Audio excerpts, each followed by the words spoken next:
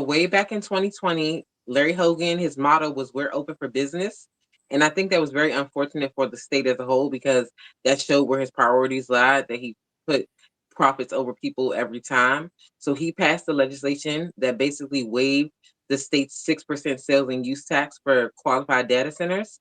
And that opened the floodgates or the doors essentially for data centers to want to even look at Maryland as a state of residence, or occupancy where they would operate their business. So once he passed that legislation, the following year in 2021, you have the Prince George's County Council passing a legislation to fast track qualified data centers, which is CB 001 2021. So once they passed that legislation, then they got a 90-day like shovel approval where basically like right to shovel. So as soon as they got the approval, they would be able to break ground within 90 days, basically. So it's unfortunate that that legislation was passed in 2021, but it took a few years, I guess, for the Lerner family, who is the owners of the Landover Mall site, to find a buyer that was a data center. So once they found that buyer in 2024, they proposed Bright Seek Tech Park. And this is a property that has been vacant for over 20 years. So nothing has been there, and there's no dire need in the community for something to go there.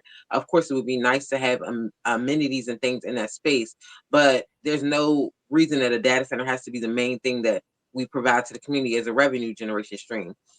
But what we do have working on our side is that we now have a lot of community outreach, and we're working to get more people in the community involved to speak up. So I started a petition in June of this year to help stop the data center from coming to Landover on change.org.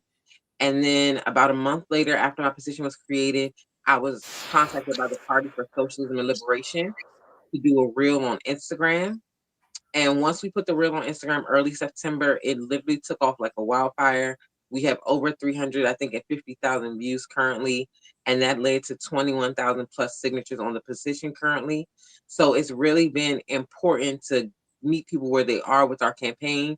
And I think that social media aspect really gave us a little bit of leverage because after we did the reel, there was a high interest in the county's qualified data center task force meetings, which is a task force that was created by the county council to kind of make a recommendation on whether or not we should move forward with data centers in Mm. Prince George's County.